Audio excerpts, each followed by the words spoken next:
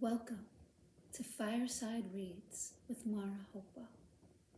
Tonight, we will be reading Yes2Life by Viktor E. Frankl. On the meaning and value of everything. Chapter 1.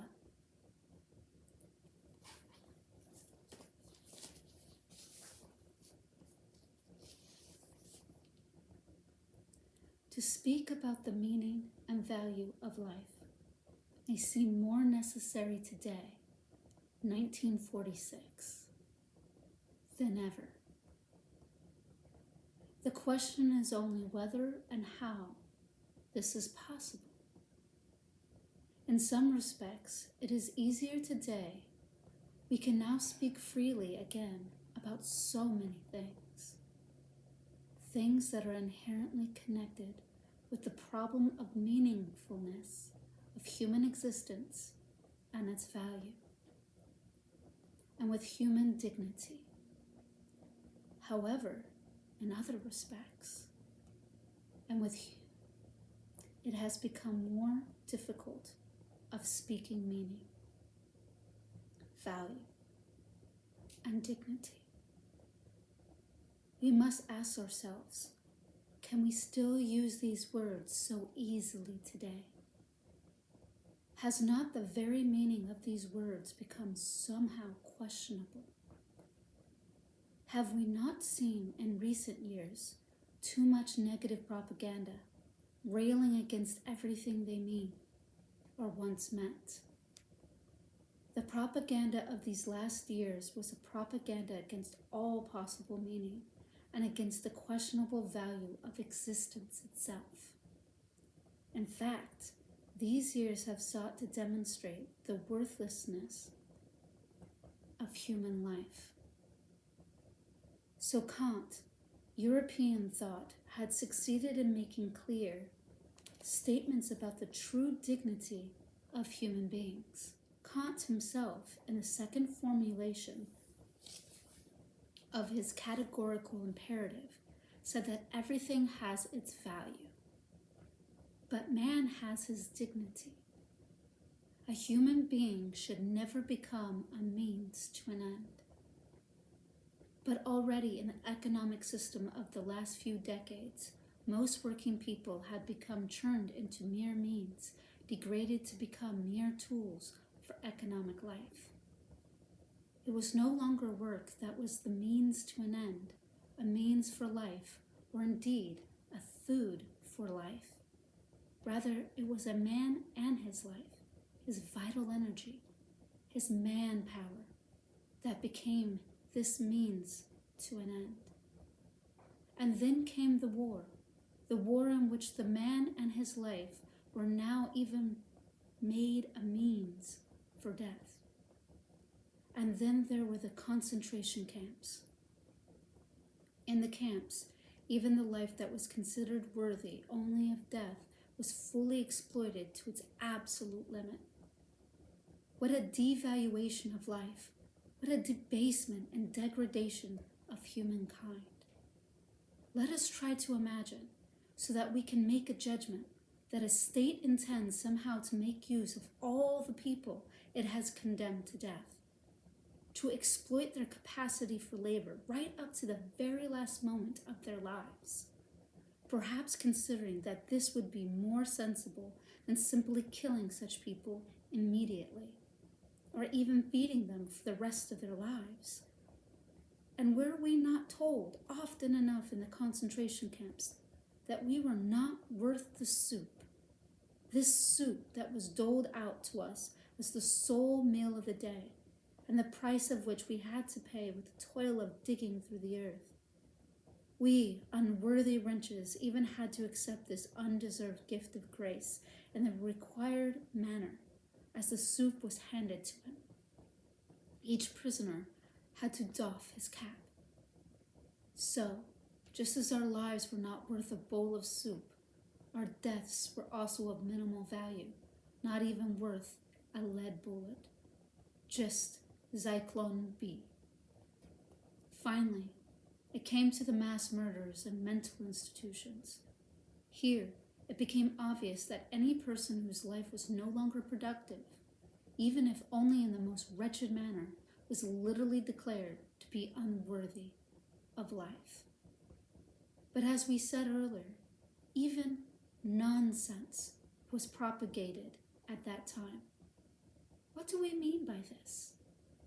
Today, our attitude to life hardly has any room for belief and meaning. We're living in a typical post-war period. Although I'm using a somewhat journalistic phrase here, the state of mind and the spiritual condition of an average person today is most accurately described as spiritually bombed out.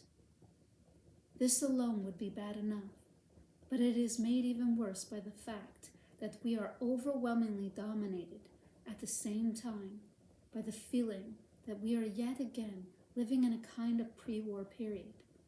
The invention of the atomic bomb is feeding the fear of a catastrophe on a global scale. And a kind of apocalyptic end of the world mood has taken hold of the last part of the second millennium. We already know such apocalyptic moods from history. They existed at the beginning of the first millennium and at its end. And famously, in the last century, this was a fin de siècle feeling, and this was not the only one that was defeatist. At the root of all these moods lies fatalism. However, we cannot move toward any spiritual reconstruction with a sense of fatalism such as this. We first have to overcome it. But in doing so, we ought to take into account that today we cannot, with blind optimism, just co-sign to history everything these last years have brought with them. We have become pessimistic. We no longer believe in progress in itself, in the higher evolution of humanity as something that could succeed automatically. The blind belief in automatic progress has become a concern only affecting the self-satisfied stuffed shirts. Today, such a belief would be reactionary. Today, we know what human beings are capable of. And if there is a fundamental difference between the way people perceive the world around them in the past and the way they perceive it at present, then it is perhaps best identified as follows. In the past, activism was coupled with optimism, while today, activism requires pessimism. Because today, every impulse for action is generated by the knowledge that there is no form of progress on which we can trustingly rely. If today we cannot sit idly by, it is precisely because each and every one of us determines what and how for something progresses. In this, we are aware that inner progress is only actually possible for each individual, while mass progress at most consists of technical progress, which only impresses us because we live in a technical age. Our actions can now only arise from our pessimism. We are still only able to seize the opportunities in life from a standpoint of skepticism, while the old optimism would just lull us into complacency and induce fatalism, albeit a rosy fatalism. Give me a sober activism any time, rather than that rose-tinted fatalism.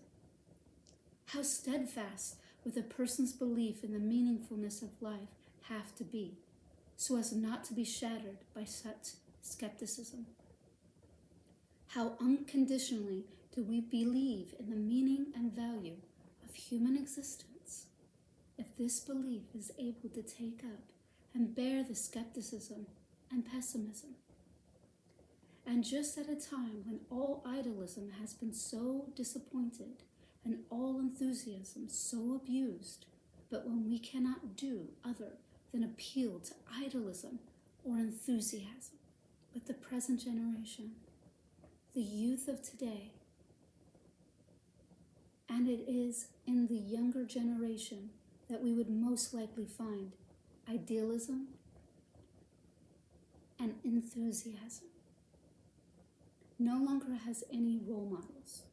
Too many upheavals had to be witnessed by this one generation, too many external, and in their consequences, internal breakdowns. Far too many for a single generation for us to count on them so unquestionably to maintain their idealism and enthusiasm. All the programs, all the slogans and principles have been utterly discredited as a result of these last few years. Nothing was able to survive, so it should not be a surprise if contemporary philosophy perceives the world as though it has no substance. But through this nihilism, through the pessimism and skepticism, through the soberness of a new objectivity that is no longer that new, but has grown old, we must strive toward a new humanity.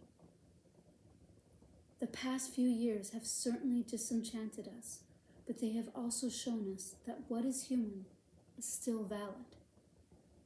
It has shown us that what is human is still valid. They have taught us that it is all a question of the individual human being. After all, in the end, what was left was the human being.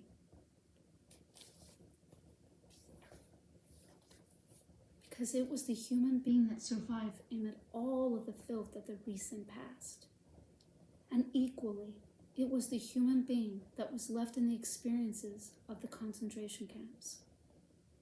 There was an example of this somewhere in Bavaria in which the camp commander, an SS man, secretly spent money from his own pocket to regularly buy medicines for his prisoners from the pharmacy in a nearby Bavarian market town, while in the same camp, the senior camp warden, so himself a prisoner, mistreated the camp inmates in the most appalling way. It all came down to the individual human being. What remained was the individual person, the human being, and nothing else. Everything had fallen away from him during those years. Money, power, fame. Nothing was certain for him anymore.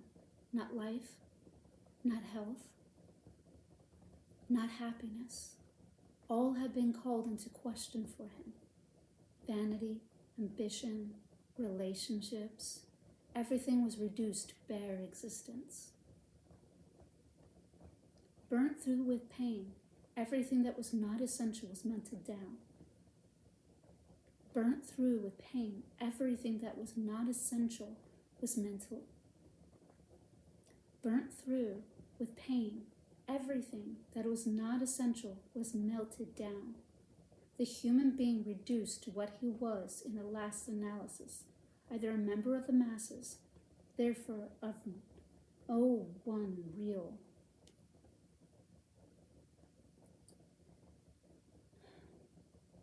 The human being reduced to what he was in the last analysis, either a member of the masses, therefore no one real, so real one, the anonymous one, a nameless thing.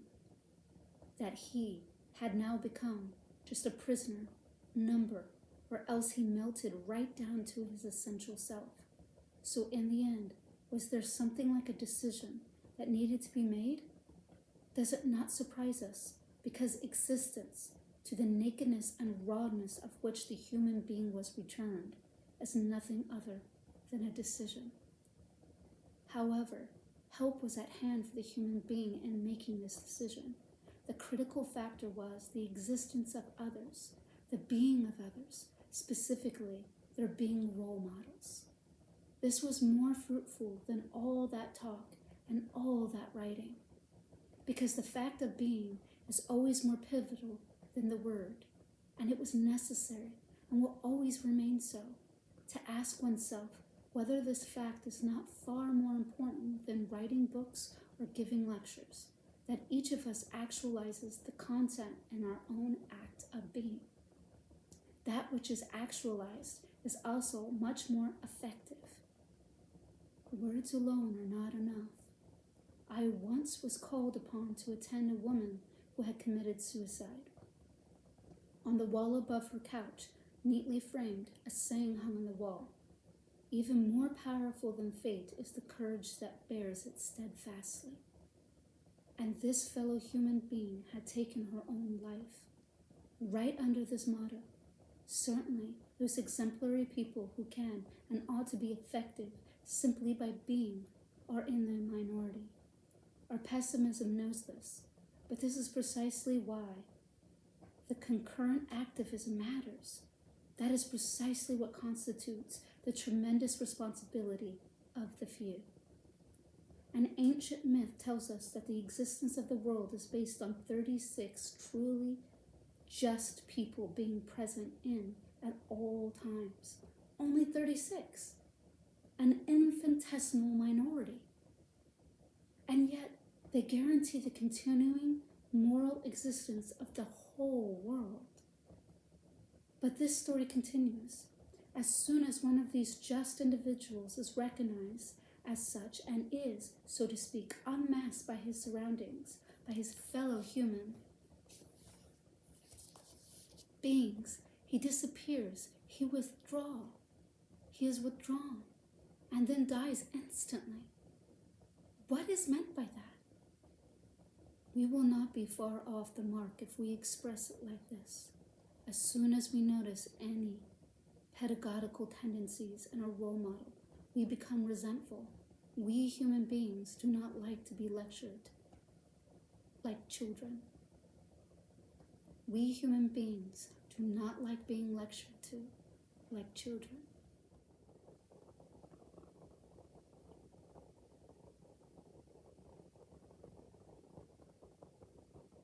This has been Fireside Reads with Mara Hopewell, reading Yes for Life, in Spite of Everything by Victor E. Frankl.